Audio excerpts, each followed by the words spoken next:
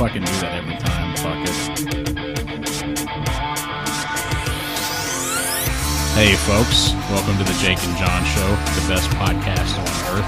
Today we're going to talk about metal, heavy metal, death metal, black metal, and metal culture in general. It's one of our favorite topics. Jake actually used to be in a death metal band, and they were actually pretty fucking badass. So we're going to get right into that. Black metal. That wasn't metal at all. That was fucking gross. This is going to be a fun one, I think, because I fucking love metal. You know this. I keep thinking every year. I'm 36 now. I keep thinking this is going to be the year that I grow out of metal. And, dude, we're not even fucking close. I can tell you that right now. I'm going to be a fucking graybeard. Yeah, me too, man. I stopped listening to metal, not completely, but I don't know. Because I go through these spurts where I'll listen to only metal for like 6 months or a year. Then I'm just like, fuck, man. I don't know. Like, oh shit, I'm about to knock that over. Like, my body just needs a break from the intensity. You know, when you're in your fucking car, you got that shit blasted, like, fucking choking your steering wheel and shit. Oh, yeah. But metal's the shit, man. And if you don't know shit about metal or you think it just sucks, before you make that decision, there's a documentary. I think it's free on YouTube, and it's called A Headbanger's Journey. And it's really fucking entertaining and informative. You get to see a lot of the behind the scenes stuff in the metal community. There's lots of great parts on that. So, but we were talking about this before we started the podcast, and we both seen it. But it's fucking hilarious. So there's this band. Is the name of the band Gorgoth? I think. I think it's Gorgoroth. Gorgoroth. That's right. Okay, they're from like Norway or fucking Sweden or some shit. Like one of those black metal places, right? Oh yeah, it's definitely like one of those cities where it's night like 18 hours a day or something like that. Yeah, and I think the lead singer's name, and I think he's kind of the leader of the band, his name is Gaul. And this dude, if you just look at him, you're like, that dude definitely worships Satan. There's no doubt about it. I mean, you never even talked to this guy in your life. So anyway, they meet up with this guy in the documentary, and I think it's towards the end, because it starts off with the softer metal in the beginning, I think, or kind of old school, the roots of metal. And they make their way to Norway, or I wish I remember what country it was, but whatever. And so they find this guy, and they're doing all these interviews with him, and he's intimidating. He's intimidating to the documentary crew because he's so not confrontational, I guess. He's intense. Yeah, he's like just super intense. I mean, I don't think he smiles once. Everything he says is very direct when he articulates, and his eyes have this dead, like, just evil intensity to him. So anyway, they're interviewing the guy, and they're having wine with him at night, and they're asking him about his upbringing and all this shit. And this guy grew up out in the middle of fucking nowhere. I think it was him and like one other person maybe. They went to the same school, or there was like 4 people in the school, and they were all different ages. And so he grew up, and he had one friend that was, I don't know, years apart from him. And so this dude was lonely as fuck.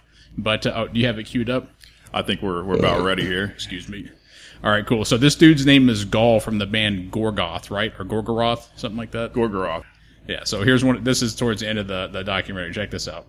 I'd like to start by just you telling us what is the primary ideology or primary ideas that fuel Gorgoroth's music.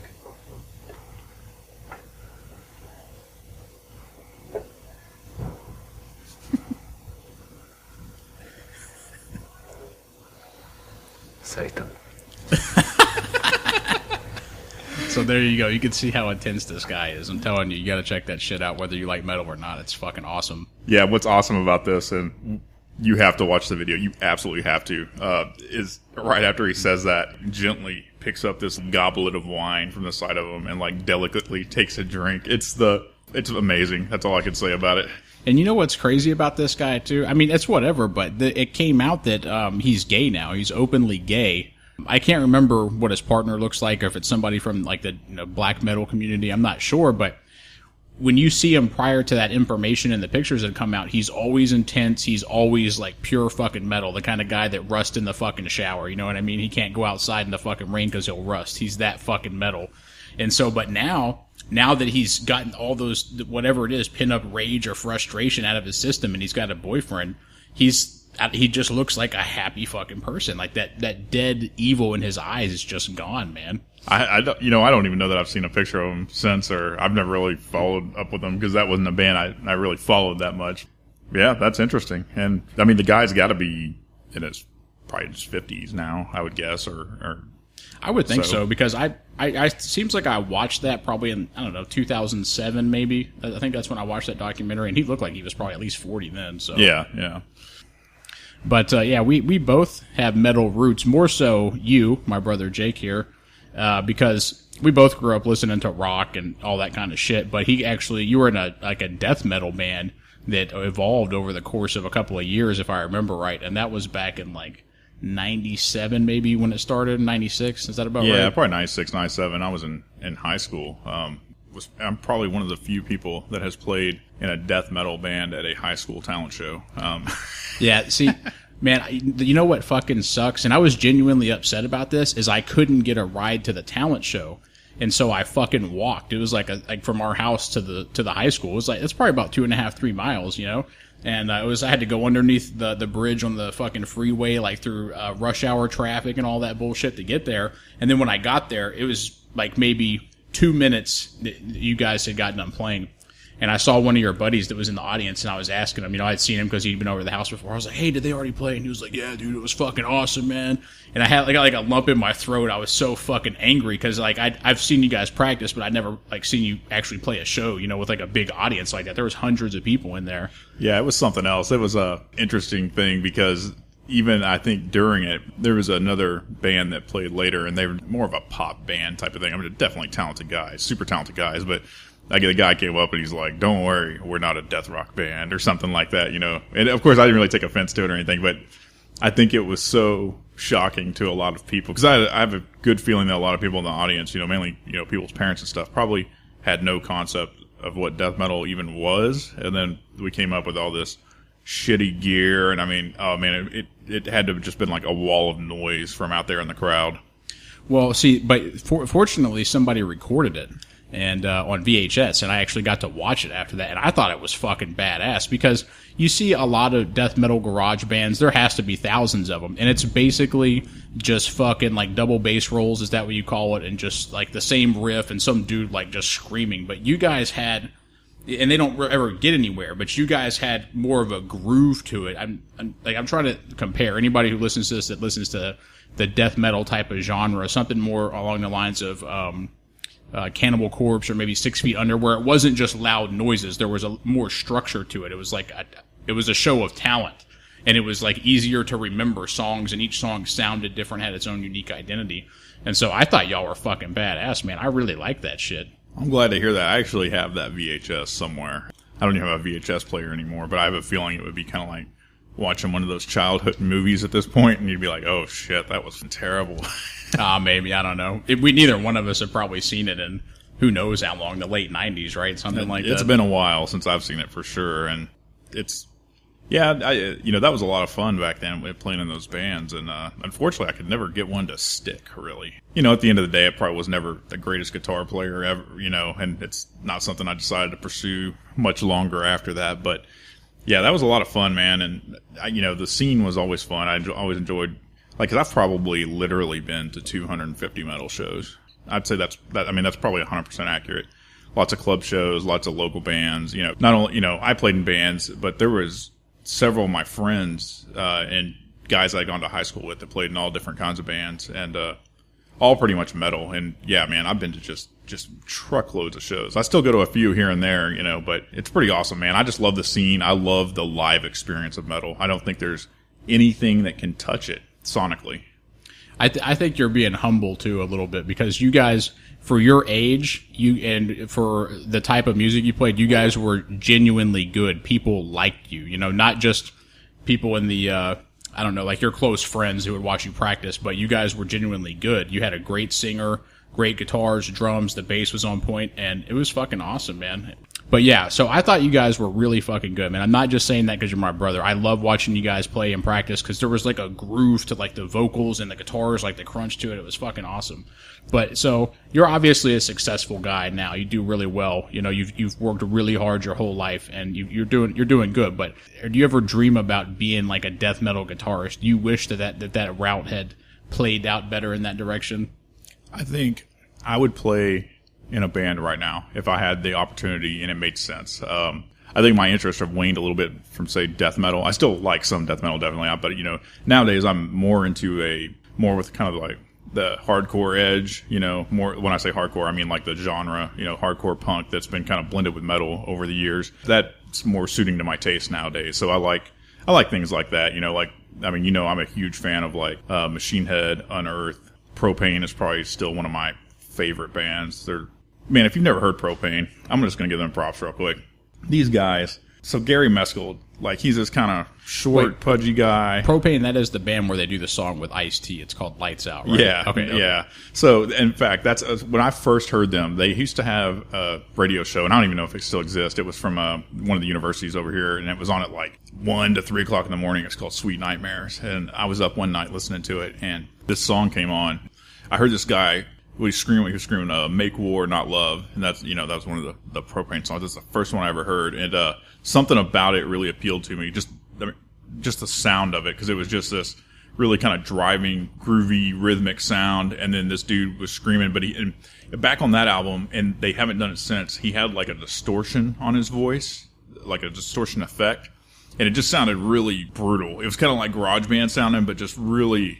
Had an awesome sound, you know, as far as I'm concerned. But those guys, in my opinion, have just been consistently good through the years and have only gotten better. I mean, they have tons of great songs. Their tone is fucking heavy as shit, and that guy's voice, man, is like a fucking freight train.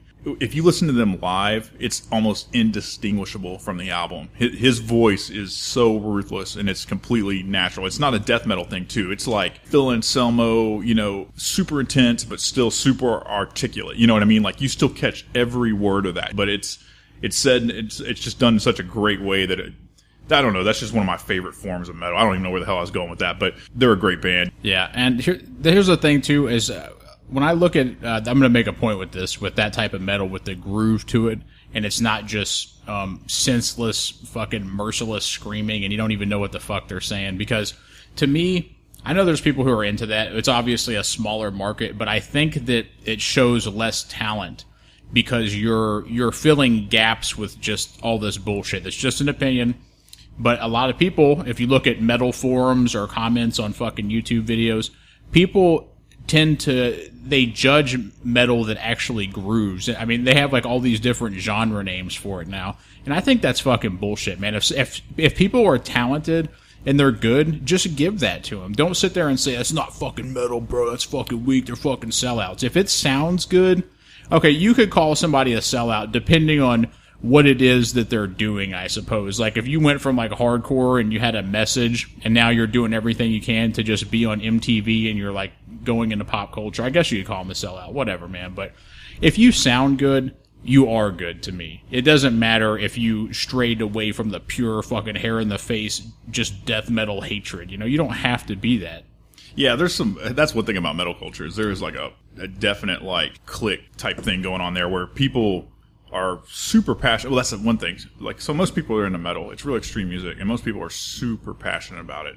Probably because for a lot of people, it's a lifestyle. It's not just like, yeah, I like that new pop song. These are people that live and breathe it. It's something that they think about all the time. That, you know, these are the people that go to record stores, that go to shows all the time because music is their lifestyle. So they have a lot more invested in it than I think you do with a lot of other genres. So you get a lot of that, though. You get these cliques. You know, you got people that love just dirty thrash metal, right? And they won't listen to anything else. You got people who love death metal. You have people, you know, they're in all these different kinds. And over the years, you know, each kind of subgenre gets kind of bastardized. You know, I mean, you take something from this and something from that, and next thing you know, you have all these different, like you've had like the rap metal kind of phase in the late '90s, early 2000s. I think they call it new metal, and some of that shit is fucking fantastic, man. I mean, there's some shit out there, but some of that stuff is really good. But people shit all over it all the time. I mean, it could just be because I grew up in that era, so part of it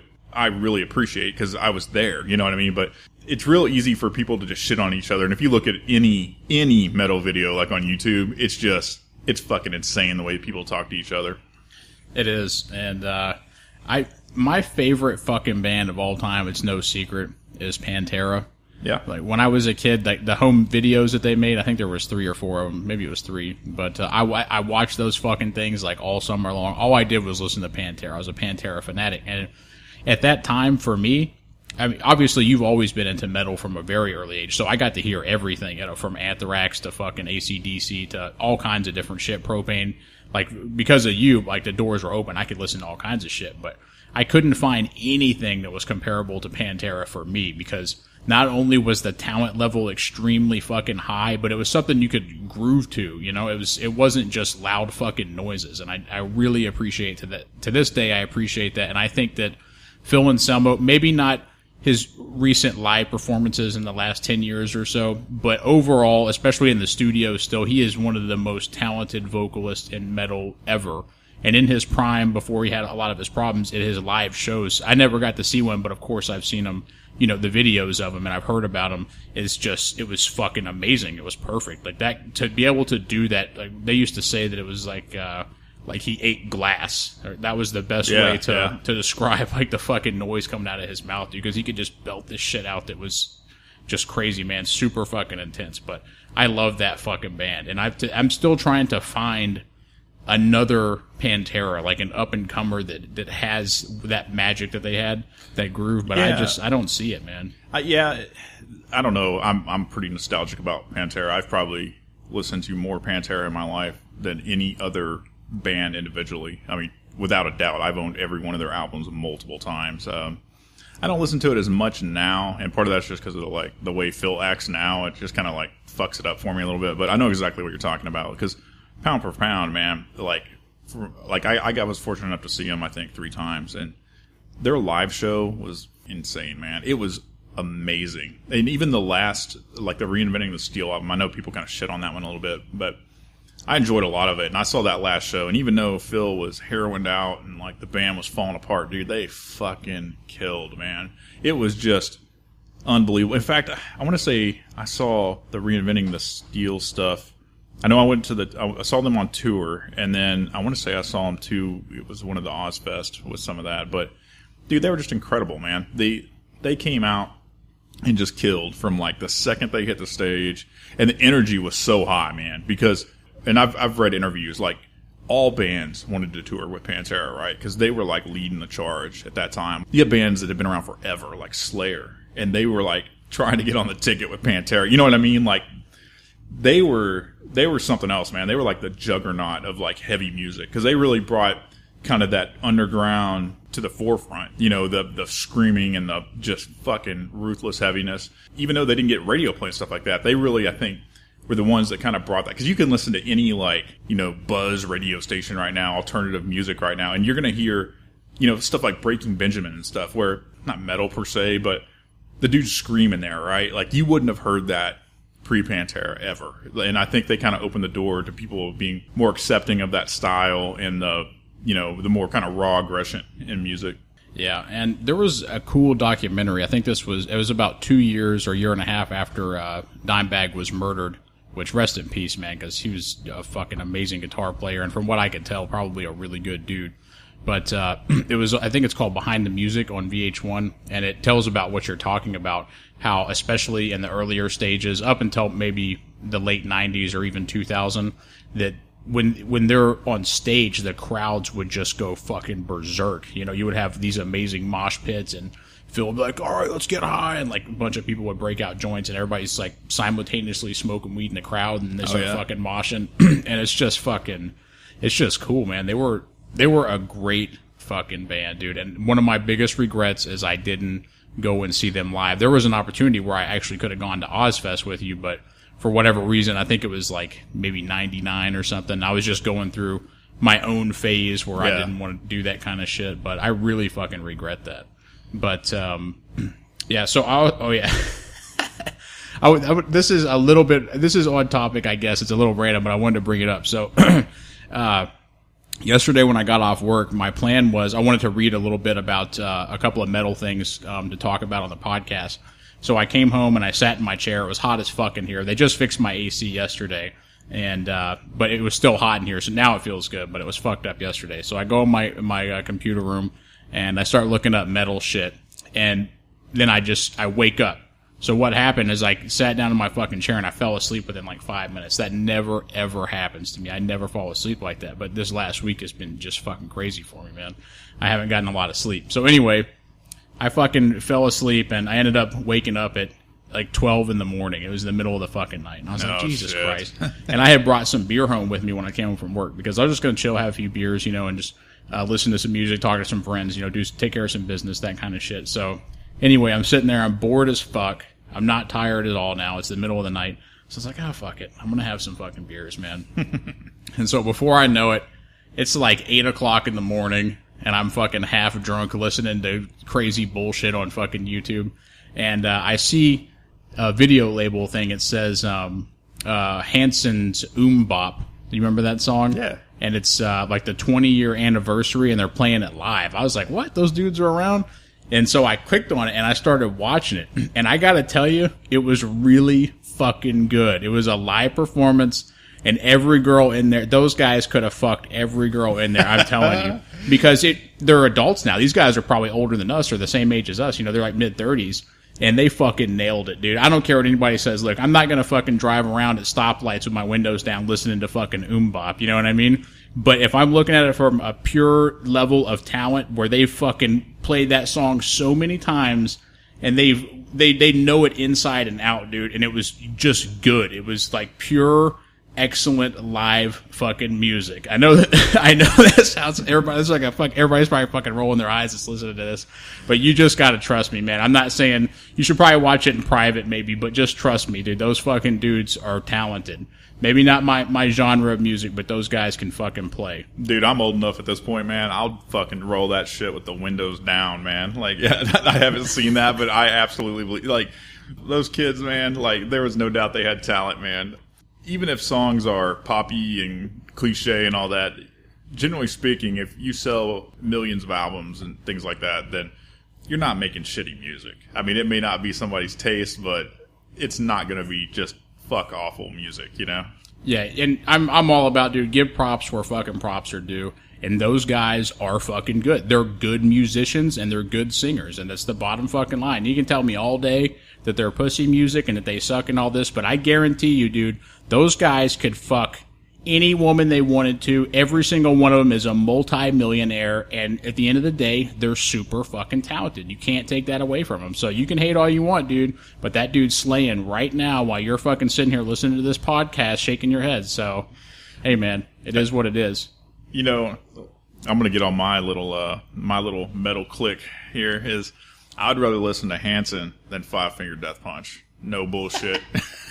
Those fucking clowns, man. I saw them live. I don't remember which festival. It was a Mayhem. No, it wasn't Mayhem. I don't know which one it was. It was one of them not too long ago. But these guys are such douchebags that they're like Merca guys. You know what I mean? Like, they get up there and they're like, I get, like, support the troops and all that. Like, I'm down, dude. 100% down. But when you get up there and just, like, exploit it and you talk stupid and then have stupid music and I don't know. I consider that shit metal. I don't want to get too far off on this, man. But right, but people can tell. Like, I'm a veteran, so I'm cool. If people want to support the troops, I'm cool with that, man. I'm not going to get into all the government shit and the government. Who cares? Whatever. The bottom line is there's no problem with supporting the troops. So whether you agree with what they're doing or not, they're out there. They're volunteers. It is what it is. But people can tell when someone is exploiting that. Because when it becomes inauthentic, is that the right word? Yes, sir.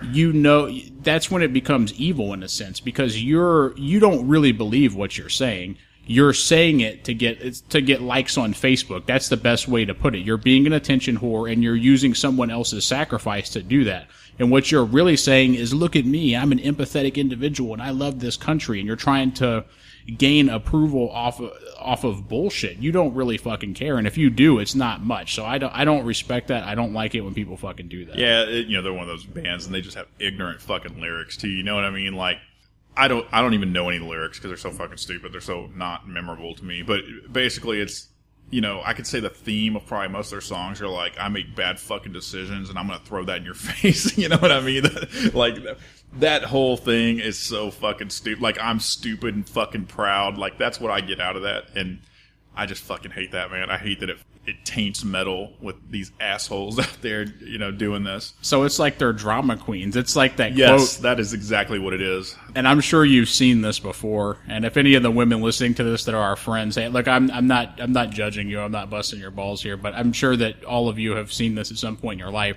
It's where some girl who tends to make bad decisions, and she'll put up that thing on social media that says, if you can't handle me at my worst, you damn sure don't deserve me at my best. Oh, fuck. That's a warning sign. Did Marilyn Monroe say that, or did somebody come out and actually say that she didn't say that, but people just think she did? I have no idea. That could be like one of those fucking Abraham Lincoln quotes. Yeah, yeah.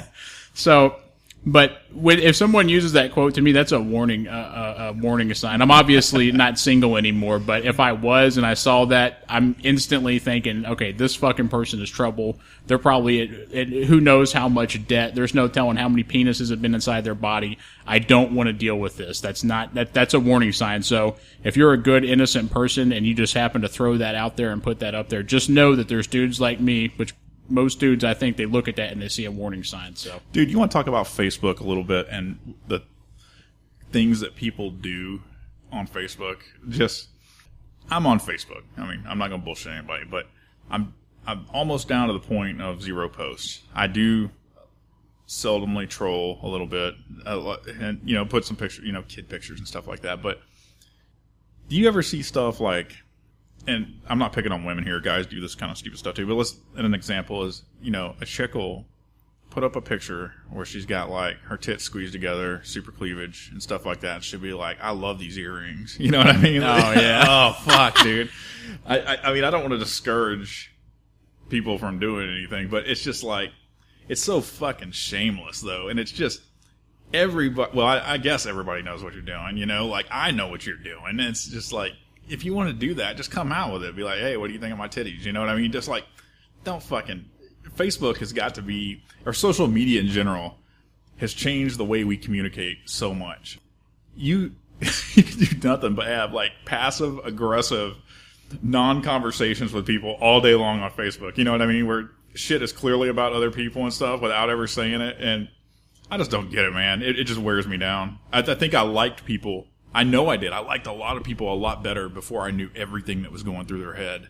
Because you start learning about people's insecurities and stuff that I would have never otherwise known about until they get on Facebook and, they start what they call it vague booking, and, they put out there like, I'm having such a shitty day, but then there's like no detail. It's like, fuck you. Just, if you want to say something, don't come out here and like begging for attention, you cunt. Like, I hate that shit. Yeah, and to be clear, we're not just talking about women, because we both know plenty of men who do this shit too. Oh, yeah. I'm sorry. Yeah, this has nothing to do with just women. Yeah, so what you're doing is you're being an attention whore.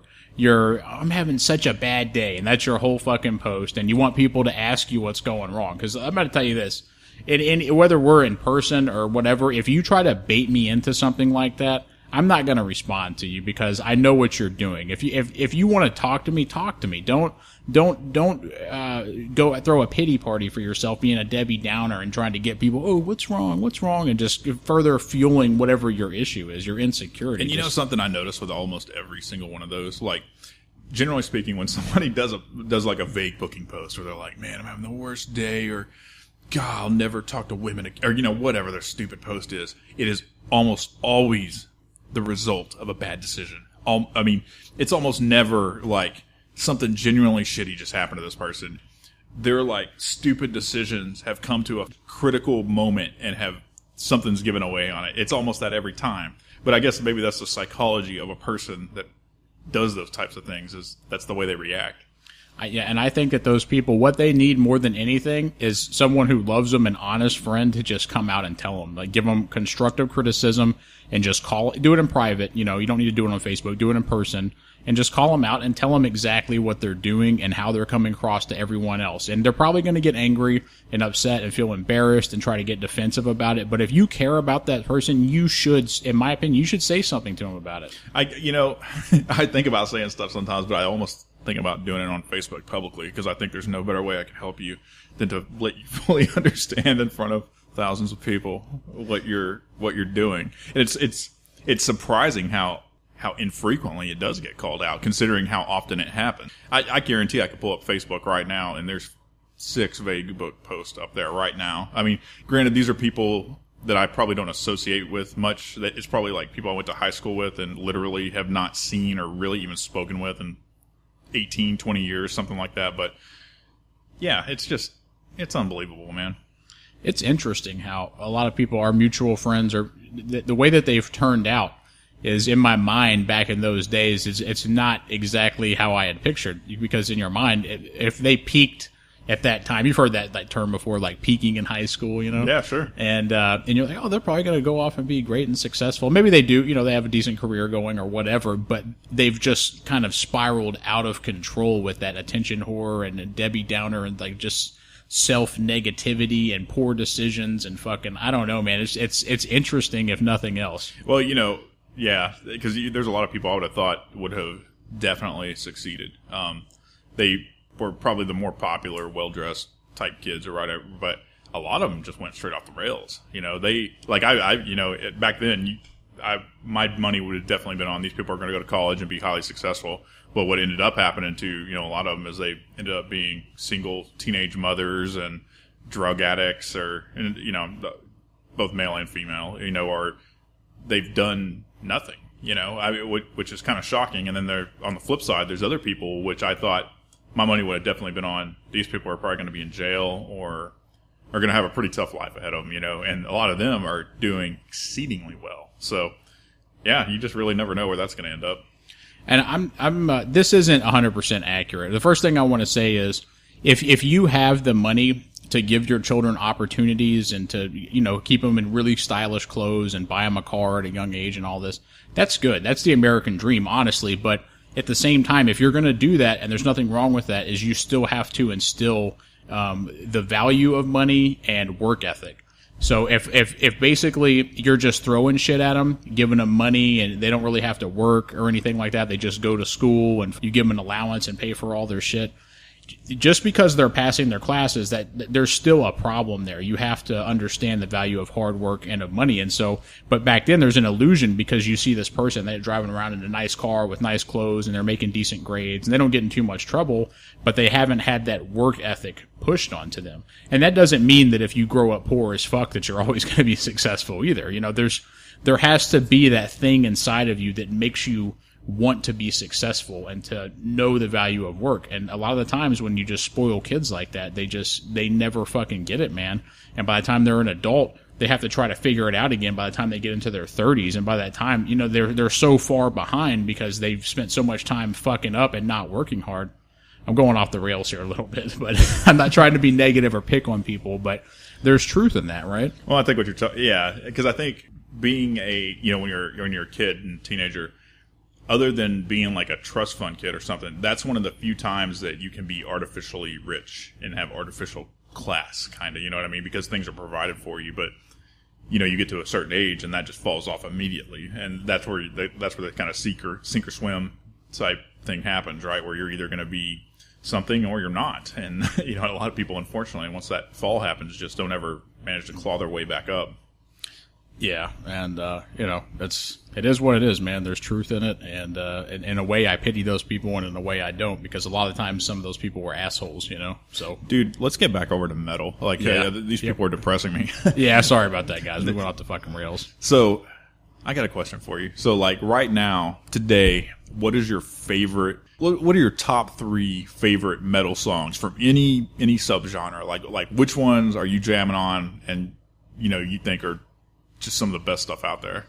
I gotta say first, and I think that 6 Feet Under owns the rights to this, but Cannibal Corpse also performs it. I'm not really sure exactly how that works, but the title is Stripped, Raped, and Strangled, and it's one of the most groovy fucking... Obviously, the title's fucking pretty intense, right? But if you know that genre, you know what it is. It's Cannibal Corpse. Yeah, that was a Cannibal Corpse song originally, definitely. Yeah. Okay. So, but I've seen both of them perform it many times. Yeah, Chris so. Barnes was still their vocalist right. when that went down. Yeah. Okay. Right. Yeah. So, anyway, I've seen Corpse Grinder, who is the singer of Cannibal Corpse, also perform it live. There's an HD video on YouTube where there was, and it was fucking badass. I'm pretty sure it was him. Oh man, he's a fucking animal. Yeah, because it's fucking. It's hard. Yeah, there's only one Corpse Grinder. Like, you know him when you see him. But I would say that, and dude. Like, I could go down the fucking laundry list of fucking Pantera songs, because basically all of their songs are the shit. But I think probably Suicide Note Part 2, super fucking intense. I love that song, man. And I gotta think, man. I want to name a different band, because like I said, I could name every fucking Pantera song. But who else is out there? It's definitely the top of the list, is that Propane song with Ice-T, Shut the Lights Out. I think that's the name of it. I haven't listened to it in a while. Put the Lights Out, excuse me, yeah. That's a great fucking song, dude. It's cool as fuck. And to see, because before that, I had never seen a rapper in metal, because I think when I was listening to that, it was like 96, 97 probably. I'd never even thought of that concept before, but because it was Ice-T, if it was another rapper, I don't know if it would have worked. But Ice-T is an interesting dude, man. Like, cause that dude is metal to the fucking core, man. Like, he's still out right now with his band Body Count, man, slaying. Like, just not too long ago, I saw a Periscope video of him and playing with Body Count, and they were like in their jam room or whatever, and they played Raining Blood. It was amazing. It was just like one of those off the cuff jams, you know? Oh, and it was badass, man. So Ice-T's legit, man. Like, he has been in the metal hardcore scene for a long time. So he's an interesting individual, because he's definitely deeply in kind of the rap area, and has respect there, and definitely in the metal area too. You know what's interesting about Ice-T too is, do you remember on HBO there's a documentary, it's called Pimps Up and Hose Down or some shit like that? I do remember the name. Yeah. I believe it's a 2-part series, or one came out a few years later, but he's actually on one of those, and he's like hanging out with like Don Juan the Third, or whatever those fucking guys' names are, and he's fucking pimped out, and he goes to the Players Ball or the Pimps Ball or whatever it's called, and it's fucking crazy, because not only is he considered by many people to be a fucking awesome rapper, but he's in a metal fucking band. He does like duos or whatever, or is a duet. I don't know what you call it in the metal world, but with metal bands. And on top of that, he's a fucking pimp. And then he did some kind of, I think, pay-per-view sex show or something you had to pay for on TV. And so and that's just a little bit of what he does. That's probably just barely fucking scratching the surface. He's an interesting motherfucker, dude. Like, if you read his Wikipedia, that guy is fucking, he's into some shit, man. Everybody should definitely go put the Lights Out into YouTube and check that out, man. Cause that's a great jam, and that's kind of from the new metal-ish kind of era. I don't know what year that album came out. It's gotta be, I'm gonna guess mid-90s or something like that. I don't remember exactly, but yeah, that's really, really great stuff. So did we get to your third band, or was that it? Oh, I think that was it. Propane. Yeah, if you would have asked me any other time, I could have fucking started rattling shit off, man. But for whatever reason, I'm honestly kind of hungover right now, so I'm fucking, I'm going a little bit slower than normal. But all right, well, I'm gonna rattle off a couple here that I think that are probably my favorite jams right now, and they really have been for a while. So I really, really like Unearthed. I don't know, these guys. They came in kind of on the hardcore crossover scene, kind of coming off the hardcore punk and kind of into metal. These guys are one of my favorites for a few reasons. First, their guitar players are phenomenal. These guys are way, way above average. But not only that, they still have groove though, because they're not, you run the risk in metal of getting too technical. What's that one band, like Dragon Force type stuff? Like, I appreciate their talent, but to me it just sounds like you're just doing runs.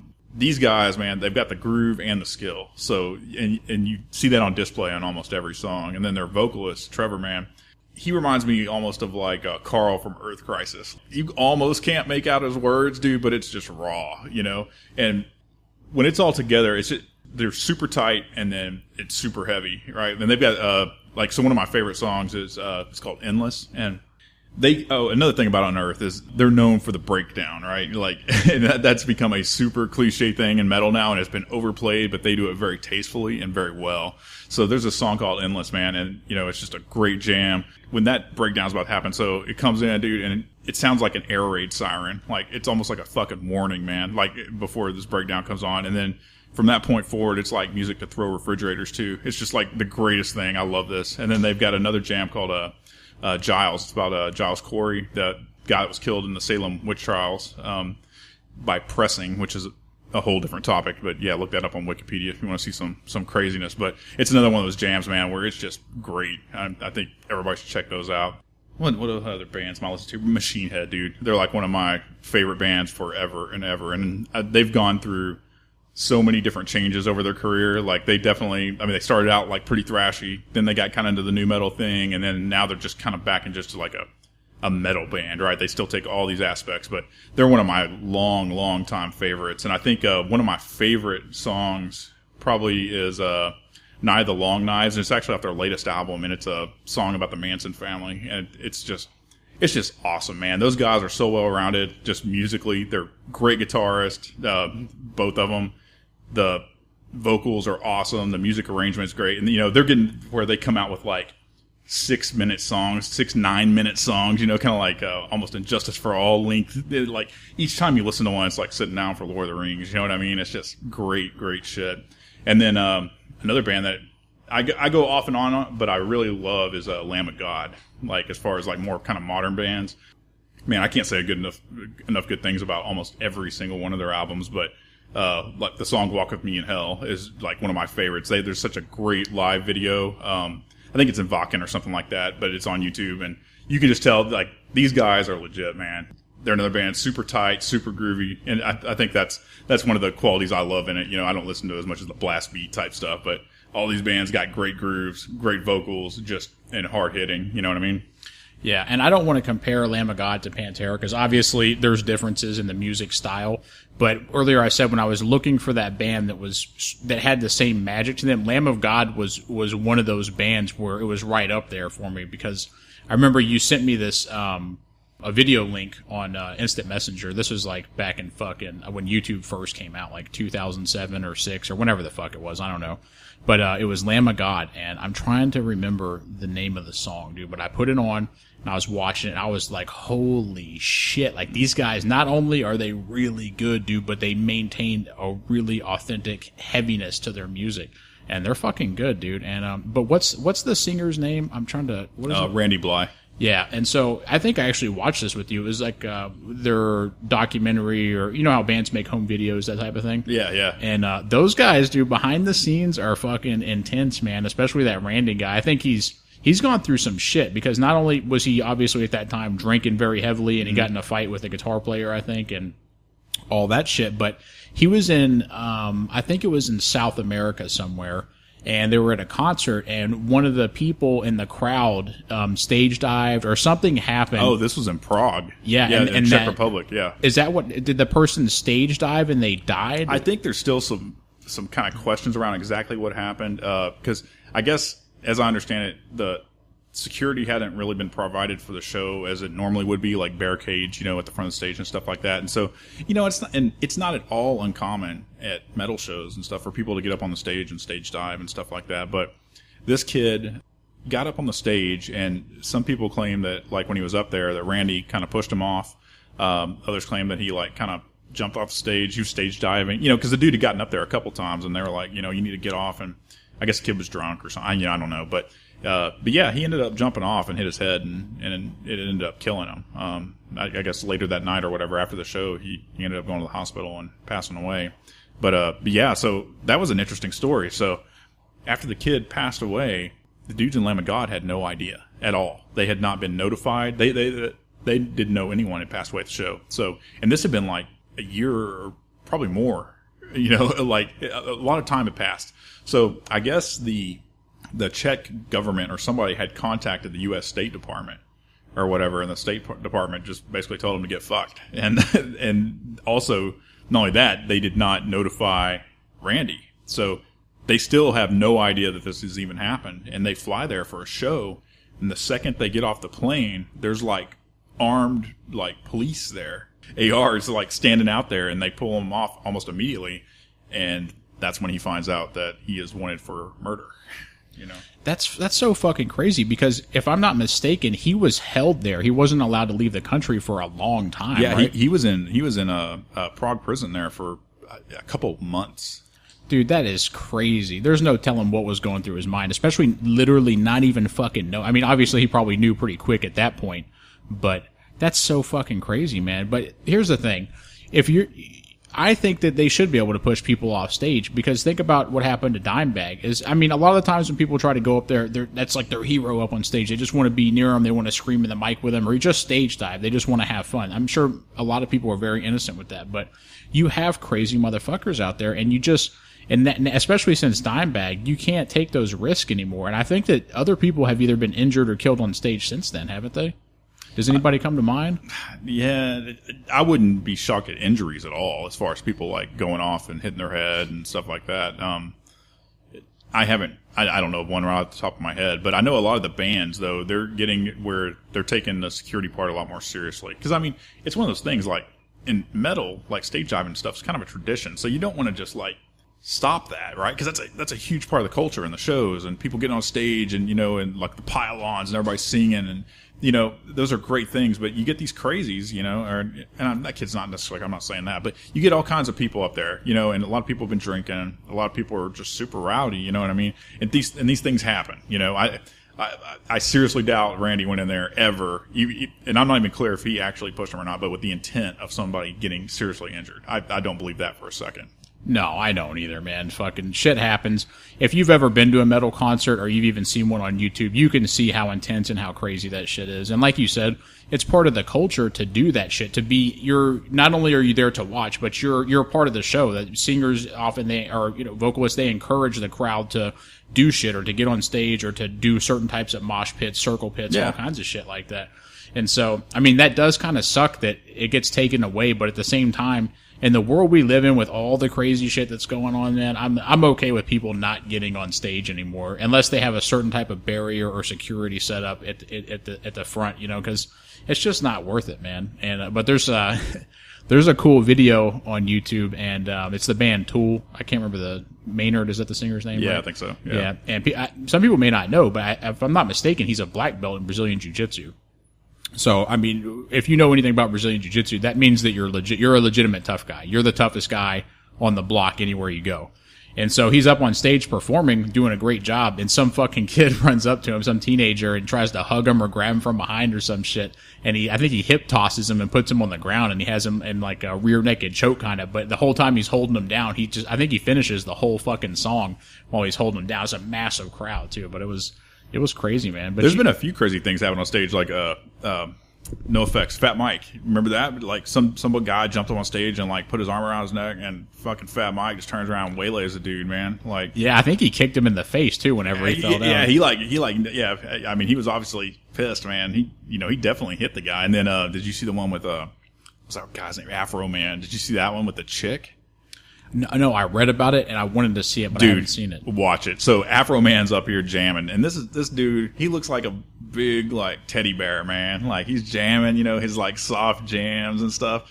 And there's this chick behind him dancing, and I don't know what happened. I can't remember what led up to it, but the chick's just kind of dancing, and maybe she started like rubbing up against him or something, dude. So, but he just turns around and like right hooks this chick, like dude, just fucking knocks her down. It's unbelievable, and you're like. When you're watching this, it's just like, I can't believe that even just happened. You know what I mean? Because she wasn't doing anything that she might have startled him, is what it probably was. But, because, like, she wasn't doing anything violent or anything. But, I mean, that dude just turned around and jacked her, man. It was. Was there any legal ramifications for him doing that? I don't know what came out of that. I mean, I know it probably hurt his reputation for sure, but. Yeah, anytime, especially when there's a woman involved, especially if she's just sitting there dancing. You know? Yeah. It was a really extreme response. I mean, I don't know how I feel about that, because when you're on stage and, you know, if something weird happens and somebody reacts, I don't know how to feel about that. I don't like that a chick got punched, obviously, but right, yeah. it was kind of a weird deal. But it's one of those things where you watch it and it's like, holy shit. I mean, he didn't just like tap her, man. I mean, he fucking nailed her. Yeah, he's a big dude too, right? Yeah. There's another video, and Keith Richards, the guitar player for the Stones, right? He's on stage, and that's him, right? Yeah. Sometimes I get them mixed up, him and Mick Jagger. That's a stupid thing to say because they're like one of the most classic, greatest fucking rock bands ever. But I just never got into them. I mean, I agree that they're a great band, but there's a video of them on stage. It looks like it's probably from the early 90s or some shit, but some fucking dude runs up and tries to grab Keith, and he fucking takes off his guitar and he hits him with it. But the most impressive thing is, like, the song still goes on. You can tell that the beat's a little off and they're a little rattled for a second, but basically they continue to play perfectly. Like, they're so fucking pro at it that they just observed the situation and saw that there wasn't enough danger to stop playing, and they just kept going. You know, he got his guitar back on and fucking, the dude kept singing. It was cool, man. Oh, yeah. Oh, man. Well, I just thought we're going to see Slipknot here pretty soon, and I'm pretty excited about this. I know people make fun of Slipknot for all kinds of reasons, but if you have not seen Slipknot live, you are missing out. Their live show is second to none, man. As far as, like, just theatrics and, like, the whole mask concept and their uniforms and just all the shit going on stage, dude, it's amazing, and I'm really looking forward to it. And I'm really looking forward to you seeing it for the first time, because it's one of those shows, man. So my wife wasn't even into metal that much before she met me. She likes definitely some of it more now, but she wasn't into Slipknot because, like, the mask and everything. I think she just thought it looked gross, right? But she started getting into the music, because some of the music is pretty good, man. It's pretty groovy. It's good music. And so she started getting into that, and we went to a show, and she loved it, man. She said it's like one of the best shows she's ever seen. It's an awesome experience. And so we were actually going to go, I think it was in June, if I remember right, but Corey Taylor, that's his name, the singer, right? Something happened to his back. Was it a nagging injury and he had to get a surgery? I don't know what causes, but I think he had a fracture in his neck. And so he ended up having to have surgery. He's on tour right now wearing a neck brace. So I hope that doesn't take much away from the show. I've seen some of the clips, and he's definitely still jamming. But yeah, so that dude's hardcore, man. He's out there with, like, a fused neck or whatever's going on and still jamming at the intensity that Slipknot does, which is pretty incredible. Oh, I can't wait to see it, man. Because you've seen them, I know at least, we've seen them twice, right? Or just once? I've been following Slipknot since their first album. So I've seen them come up through the ranks, you know what I mean? Like, the first show of theirs I saw was pretty small scale at a club, right? And it was crazy then. And it might have been crazier then because they were younger, so they were more energetic. This is back when these dudes are still doing flips and, like, breaking their arms during the show and stuff like that. And then, you know, over time I've seen them at different festivals, and now they're so big, which is amazing considering what the music is, that they have just a infinite amount of resources for this show. Like, you know what I mean? Like, they've got these huge, like, hydraulic machines that are lifting things up, and just an incredible stage show. It's you know, it's kind of like circus themed, kind of to go with the kind of genre of the band and their look, and it's amazing. But yeah, I've seen them, I don't know how many times. I've probably seen them 4 or 5 times, I guess, now through the years, and they still are definitely holding their own. Like, because I think Corey he's in his 40s, probably early 40s or something like that. But for the intensity of the show and everything, I would say he's probably as energetic now as he was however many years ago. And so, yeah, it's a good show, man. I'm so looking forward to you being able to experience it with us. Oh, I can't fucking wait. I'm super pumped about it because, first of all, I fucking like Slipknot a lot. They're fucking awesome. They're a great band. They're entertaining. They fucking groove. They fucking jam. What's that song? I haven't been listening to them that much lately, but before I forget, that's one of my favorite fucking songs, dude. It's just the lyrics, the fucking timing, it's perfect. And then there's, of course, what the hell's the name of that other song? It's number 4 on their first huge hit album that came out in, like, 2000. It's 4th on the album track. I feel embarrassed that I can't think of it.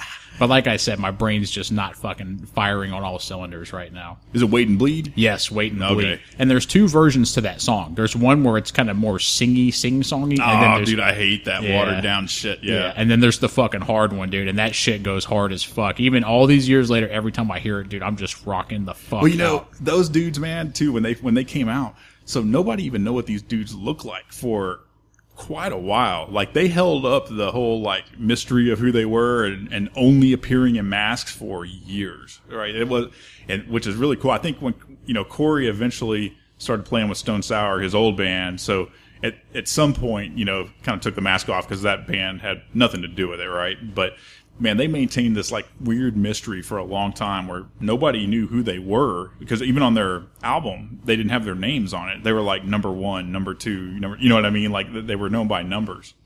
Yeah, and he's an interesting guy because there's a video on YouTube where I think he's in England, and have you seen this? He goes to some type of, it's like a really prestigious college, and he's going there to talk to the students, and I think it's to talk about success in business and not to give up and motivation and stuff like that. And of course, it's him talking, so it's not cheesy. It was really entertaining, and if I remember right, I think it might have been like an hour long, and it was really impressive to me for a guy like that to come from where he came from to get up there, and he's talking to all these, I think they're like PhD students, that type of thing, and his fucking speech is amazing. It's great, the way that he articulates and the way that he's kind of just riffing, man. Like I don't feel like any of that was written down, if I remember correctly. He was just going for it, and it was great, man. It was great advice. So when someone that successful, undeniably successful worldwide is talking, you want to listen, you want to pick up some tips from him.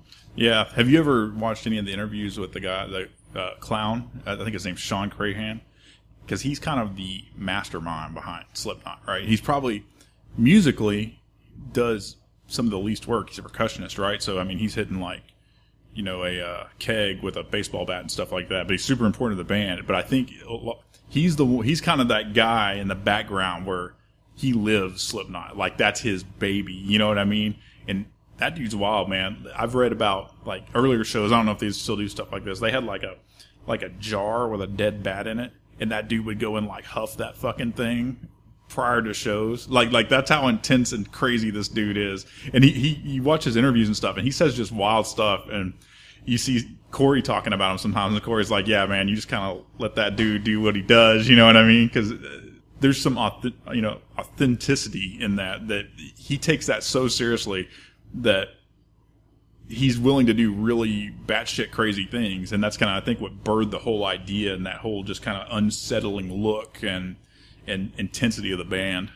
So has he explained himself on huffing the bat? Is it just like the gross smell puts him in a state of mind? Yeah, it was something like, literally like inhale the evil type of deal. You know what I mean? It was for the purpose of just being out of his fucking mind when he got on stage. I like that. I like those stories, man. Some people think it's pretentious or whatever you want to call it when somebody is deep into the art, man. But I can appreciate that because Slipknot is a great fucking band, and they do come across as in an evil horror movie in a way, but it's almost in a fun way, but it's still dark and it's still fucking metal. If you say that Slipknot's metal or not metal, go fuck yourself, because that is metal as fuck. I don't give a shit who you are or what you got to say about it, dude. They're fucking metal. And dude, well, I know I talked about on the previous episode, but like I'm a Halloween guy too, you know what I mean? So like just everything about the like costumes and everything, just it really appeals to me. It's so intense because people really rag on them about the whole mask thing and all that, but I think that they do it well, right? They would be a good band without it. Because people are like, yeah, they're a gimmick band, but they would be an awesome band without masks. And so I think the masks add to their show. And if you haven't been to their show or haven't seen their show, I mean, there's almost nothing like that out there. I mean, you have your like Alice Cooper's, Rob Zombies, who definitely put on awesome stage shows, right? But Slipknot's is a little different, and I think it's because of the intensity. It's not only the intensity, but it's like the authenticity of it, because they're not just, well, I mean, some of the guys are there to put on the show, obviously, but you have that guys like that clown dude, man, who's literally kind of off his rocker, which brings some like a genuine like kind of creepiness to it. Yeah, I like that, man. I like the authenticity, going overboard a little bit. And if we go back to the black metal thing, and I believe this was the same band. I think it's Gorgoroth. Gorgoroth, yeah. Okay, so if I remember correctly, I'm watching one of their live shows, and they have some crazy fucking shit on stage. They have these, if I remember right, it's these women who are butt naked, first of all, and they're put on fucking crucifixes. And then they have a fucking slaughtered lamb on stage, and there's fucking real blood and shit everywhere. It's like, to me, I don't know. I'm not really into that. I don't think that I necessarily want to see that in person. I mean, I guess, well, you know what? Out of curiosity, I'd stay and check it out, I suppose. But that might be taking it a little bit too far. But as far as Slipknot goes, man, I'm totally fucking into that shit, and I cannot wait for that fucking show. I'm too old now to try to get involved in any mosh pits, and I've had some pretty severe problems with the bone on my right arm, the humerus, so I don't want to get in there and fuck my shit up. I'm too old for that shit anyway, but... No, if I'm not mistaken, we got some really nice seats. We're in the old guy seats, because, I'm 36 now. I will be the graybeard at the shows. It's going to happen, man. I'm going to be that Gandalf fucker in the back and just jamming, dude. And not only that, but... Because I used to wonder about that when I'd go to shows when I was younger. I'd see these older dudes back there, and I'd be like, man, that's kind of weird, But now I get it, Because I'm not just some old guy standing back there. I'm a fan, dude. I love metal. I love the bands, and I'm there to fucking jam, dude, just like everybody else. And I hopefully will be doing that as long as possible. So you've been to 100 times more fucking metal shows than I have. I've only been to a few. And but I feel like I would have an issue with this if there's like a 40-year-old dude out there fucking beating the shit out of teenagers in the pit. I don't really know if I'm cool with that. Have you seen that before? I don't think you see that, and I don't think that your age is of any help to you in there. You know what I'm saying? Like, yeah. Because you're gonna get like, I don't know, pits are weird, man. You get into, there's all kinds of different things that go on. You generally have some big, giant, like, stoic totem pole motherfucker in there that, like, everybody's running into and can't move. You got, you have these kind of, like, cliche people that are there. Then you've got people that are standing around the side just trying to push people in. And then you've got those people that are obviously unhinged in the middle. The kind of person that they're like, I really don't care if I take a hand, take a fist to the face type of deal. Then, and nowadays you even have, like, the hardcore dancer type guys, so they're out there doing like fucking Bruce Lee moves in the middle of it. So you get a really weird dynamics, but I don't think you really have like this kind of older dude, because really if you're an older dude in there's probably gonna be a younger guy that's gonna beat your ass if you do something stupid, Yeah, but you actually had a situation, I think, when you were probably 17 or 18 years old, and I remember, because you and I, we're not violent people. We're not pussies. We grew up beating the shit out of each other, but we're not, like, trained fighters either. Yeah. But the point I'm making is that you're the kind of guy who gets in the pit to have fun. You're not there to fucking stomp on people when they fall down and shit like that.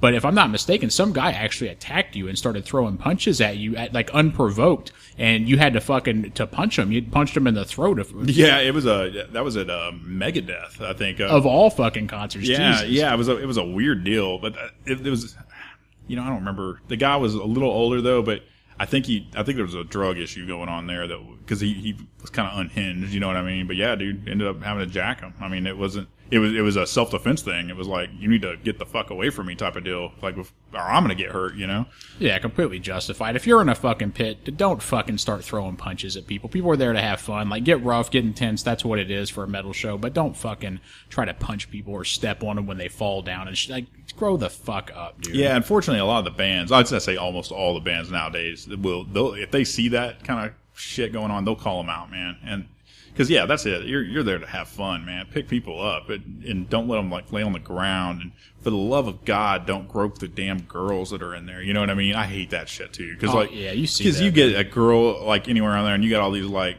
little 16-year-old hard dicks in there, like trying to like grab on them and stuff. In fact, one of my friends is a concert promoter, and he was on tour with a band. I'm not gonna say it. We may have him on someday. Who knows? But he was on tour with the band, and I went out there to hang out with him. And so he was up at the front of the stage kind of hanging out, because he was deeply embedded in the band, like hanging out with them and kind of handling some of the security stuff and stuff like that. But so he was up at the stage, and sure enough, man, there's some chick in there. And this was looked like kind of a pop punk band, okay? And this chick was in there, and I want to say she was 13 or 14 years old. And she was crowd surfing. And there was these freaking idiot jock type of dudes in there groping all over this like 13, 14-year-old girl, man. So anyway, my buddy ended up throwing that dude out, and it got super uncomfortable. But it makes me happy to know that there is people watching. Of course, they cannot possibly see every situation, but there's a lot of really good people out there watching for that kind of stuff and taking action when they can. Yeah, that's the thing about the metal community, too. Whether you listen to fucking grindcore or new metal or whatever, and as cheesy as this sounds, even as adults saying this, we're still in the same community. Like, there's supposed to be, like, that thing where we look at each other and we just know, like, you fucking throw up the fucking horns and you're like, yeah, dude, metal. It's supposed to be a community. So don't do that shit. And also, again, you don't know how old these people are in the crowd. If you're fucking, like, 20 years old and you're groping on some 14-year-old, you're a piece of shit, man. Don't fucking do that. Yeah, definitely.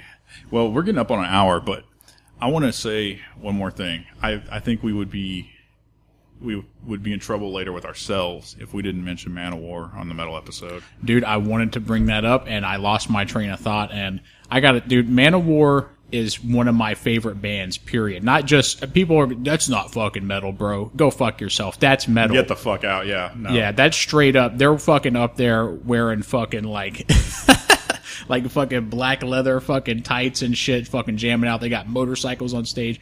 And you can not like their music. You can think that it's too, it's almost like a play in a sense. I'm trying. Do you know what I'm talking about? Yeah, it's kind of theatrical, but kind of like a Meatloaf type of. Yeah, theatrical. Yeah. But dude, you can look all over YouTube and their live footage, their live performance is fucking good, man. And especially their show, because there's one, I think the song might be Warriors of the World. It's one of those. And they have 3 fucking drummers on stage, and I believe there's 4 guitar players. But the cool part is the fucking drums come on, and then the lights come on, and then fucking as the song starts to progress, all 3 drummers rise up on these pillars like 15 or fucking 20 feet in the air, and they're all like in sync perfectly. And it's just fucking great, dude. But I love fucking Manowar. I own their music. I have 2 Manowar t-shirts, and I'm fucking proud to wear them, man. Yeah, man. They're, I think, about to go on their farewell tour. They're calling it. And I'm embarrassed right now that I don't know more details about this, but that is something we definitely have to go to. And I mean, have to go to. Well, yeah, because also they don't do well in the United States. And so they stay over in more like the, I guess, Europe area, right? That's where their bread and butter is, because over there, that type of music, there's not, I don't think the same kind of social stigma attached to it that they're cheesy or whatever. But if I'm not mistaken, they are coming to America, and that's a blessing because they're from New York, right?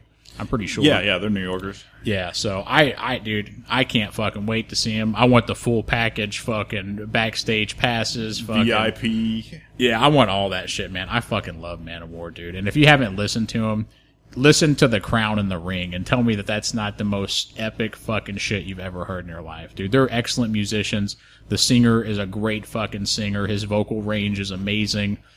They're just a great fucking band, dude, and they have a lot of personality too. Like if you watch their interviews, they're funny, man. They're funny guys that they're 100% self-made.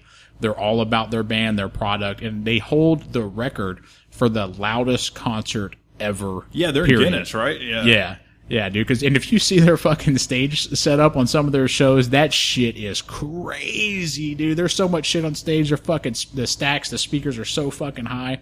It's just, I love it, man. I love how over the top they are. But one of the coolest things about them, and we were talking earlier about the metal community and people sticking together, is the Manowar fan base is super fucking tight, man. They're 100% about each other. They're brothers in metal. And you'll see on YouTube videos on the post, almost every single post, there'll be hundreds or thousands of them, and they all say "Hell and Kill" or "Hail from Germany" or something like that. You know, it's like these different little logos that the fan base uses. Man, I fucking love it. It's a total unity too. Like most of those videos, when you look at, that's one of the few places I think you can look at YouTube comments, and it's not just straight trolling. It's people like, "I love you, brother." Like yeah, and they're serious, dude. Hail from Britain, hail from Australia. Yeah, and I've never seen in any case Manowar fans talking shit to each other. You'll see it with every other type of fucking metal, dude. But those people, they genuinely fucking love each other. And let's put it like this: if you're not familiar with them, okay, most successful bands have a pretty solid fan base that's loyal to them, right? Yeah. But if it comes down to fucking Braveheart style, it's Armageddon. You're out on that field, and it's like band versus band as far as who has the biggest and most loyal army. It's Manowar, no fucking question, dude. I don't give a shit what anybody says. 100% fucking pure long hairs, dude, dirty to the fucking core, and they have each other's back, dude, till the fucking end, man. I love it. Have you seen some of the videos, the passion people have? It's almost like watching metalheads at a Michael Jackson show, dude. People are crying in the front row, like...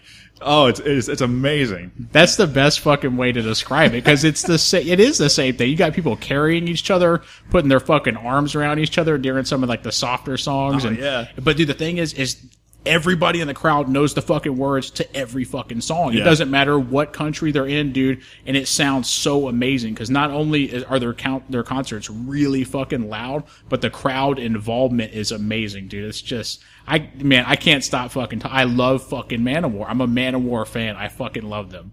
Yeah, man, they're a great band. So there's one other band I want to give an honorable mention, and I actually just heard about these dudes. So there's a Japanese band out there, and I just happened to catch a video on Facebook of these dudes, and I can't understand the words they're saying, man. It's all in Japanese, but they're jamming, and there's like all these people doing like synchronized headbanging sitting in like a school classroom desks. They're called Maximum the Hormone, and I'm sure that's the English translation of whatever their name is or whatever, but check these dudes out. I think that we're going to see more of them pretty soon, at least based off what I saw. And I've checked out a few of their videos. So they actually have quite a few videos, and they have English subtitles for the lyrics because, you know, it's all in Japanese, but they're good, man. And they're interesting. So I expect we'll see more soon. That video is authentic too. They really did show up to the school, and those kids are actually in class. It's not just a video that's shot to look that way. Those kids really were there learning, and then they came in and played as a surprise, right? Oh, I don't know. I don't know any of the background on it. I just know that it's awesome. Yeah, maybe it was staged for a video, but when I saw it, that was what my impression was. You know, that's just how they fucking roll. They're from Japan, right? Yeah. Yeah, And so- they have kind of like differences in their sound. So I've only checked out a few of their videos so far. I'm definitely going to be buying some of their albums. As you know, they you know, kind of the hard metal screamo type of thing, and then they get into like pop punks type of sound, and then kind of like Tool, and so they're really dynamic as well. So I'm excited actually to pick up their albums and just listen to this thing like end to end. So they have this then their drummer's a chick, right? And she sings too. She like sings and screams too. So Oh, wow. dude, I don't know, man. It's a cool dynamic. Their guitar player guy, he looks like a Japanese Max Cavalera. You know what I mean? Like, I don't know, man. I'm excited about this band, and I love to find a new band every once in a while because I listen to the same bands, you know, pretty often. So when I find something new, I'm getting pretty jacked about it.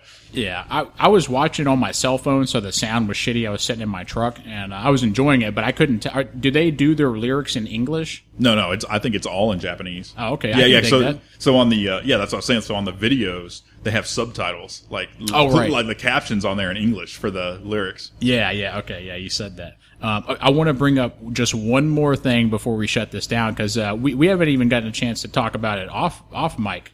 Is Axl Rose singing for AC/DC? AC/DC, And dude. have you seen the footage of him singing? I have. Yeah, well, I thought it was kind of strange because I think his leg is fucked up or something, right? And he's like in a wheelchair on stage or something like that, but he's still singing. Have you seen that? Yeah, so he broke some part of his leg at some point, like right before the show started. So he is actually, that throne he's sitting in was Dave Grohl's. Because Dave Grohl had broke his leg and was using it, and I guess has, you know, passed it over to Axl Rose to use during AC/DC. So, Oh, okay. Yeah. That's cool. So I saw it, and the singer's name is Brian Johnson, right? Is that his name? Yeah. And he has some type of throat condition, and he's probably not coming back, right? No, it's his hearing. Oh, it's his hearing. He's going deaf. Oh, no. Dude, man, this one touches me deep. I'm a huge AC/DC fan. So the way that kind of went down was weird. So it was actually, what's that comedian's name that's on Jim Brewer. Jim Brewer somehow had come out and said, man, they threw Brian Johnson out of AC/DC and he's all broken up, and basically they just shipped all his shit to his house. It was like that kind of deal. Man, when I first saw that, I was like heartbroken, dude. I was like, no way. Because like AC/DC is, when you think like a band with integrity and longevity, it's AC/DC. And what was weird is that AC/DC didn't actually come out and make a statement, really. They just had a thing on their website that said, basically we had to cancel a few shows and we'll probably make some up with another singer, like a replacement singer. But nobody, like, they didn't really come out with anything, and Brian didn't come out with anything, not for a long time. So everybody was just like, man, people were like shitting on AC/DC. They were like, what the fuck, man? Like, cause if Brian's out, you guys just need to hang it up. You know what I mean? And admittedly, that's kind of how I felt, right? So then there started being talk of Axl Rose getting involved, and I was pretty skeptical, right? And probably not for the right reasons. It's like, because obviously Axl Rose is a great rock singer, right? But I'm thinking, dude, that's some big shoes to fill. And it wasn't only that, but it was just kind of the way everything went down. It felt salty, it just didn't feel good. But then they finally came out and said, they explained a little more about it. And it turns out that Brian's hearing was failing and that he was getting to the point where he couldn't hear the guitars well enough to keep his voice in tune while he was singing. So I think he ended up making the decision after talking to his doctors, because I guess at some point he had like a marked drop in his hearing. And I guess it kind of came back, but the doctors told him, they were like, look, man, doing these live shows, you run a risk of just going completely deaf. So I think he had to make the hard calls. And I think they've since told him that he'd be able to record in studio still. And I think he did. I think he's even on Jim Brewer put out a rock album, and I think Brian sings on it. But anyway, Axl, now that everything's kind of going out, Axl did a pretty good job. I felt like some of his timing was kind of weird on some of the stuff I've heard, but like overall though, I think he did just like a killer job with that. Yeah, I know. Well, so it came out that they didn't throw him out. The facts came out of what happened. So people have forgiven AC/DC them, right? There's no actual beef in the band, right? I don't think so. It's kind of hard to tell though. It still seems like there might have been some kind of maybe a little shittiness right in there, but I don't know. But Brian's came out and made a statement about it, and AC/DC, there's a couple interviews out there with Angus. How much of a nerd am I that I've watched all this shit? But there's some interviews out there with like Angus and Axl and stuff, and they sit down, they kind of explain the situation. And Cliff Williams, their bass player. Oh, and that's another thing. So Cliff has said after this tour he's retiring. So I don't know if this might be their retirement coming up, is because if Cliff leaves, really the only person left in the band that's an original member at all will be Angus. That's crazy, man. I've never seen him live. You have, right? No. And I hate myself for it. Yeah, because now we won't get to see it with Brian Johnson again. I mean, that's just not going to happen. Yeah, because AC/DC is probably like one of my personal earliest memories of rock music that I just like truly love, like the Back in Black album. And anyway, they hold a place close to my heart for sure. Yeah, it's solid, pure rock and roll. That's what it is. It's the purest form of rock and roll to me. That's what that is, man. Or hard rock, definitely. And but who else? I don't know who else. I know a lot of people bitched about Axl taking over and being the singer, but who else are you going to get that has that kind of star power? That has sort of like a vocal range, I guess, that fits in there. It does sound a little weird. I listen to it. I don't hate it.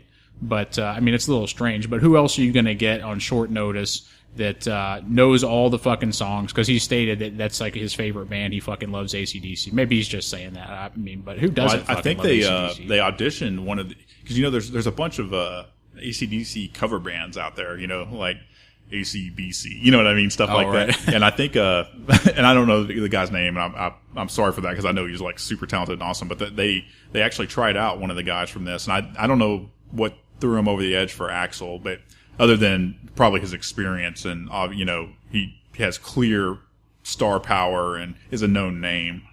But Angus came out too, and he said, and this makes a lot of sense what he said. So the name of their last album was Rock or Bust, right? And he was like, man, we got put in a position where we didn't have really a good option. They're like, we could have stopped playing. And he's like, but it was something like, but who stops playing on a tour called Rock or Bust? Yeah, that's a good fucking point. Yeah, man. Well, fuck. Hopefully, if they come back around, we'll get to see him with Axl, I guess. Yeah. And I'm down for that, man, 100%.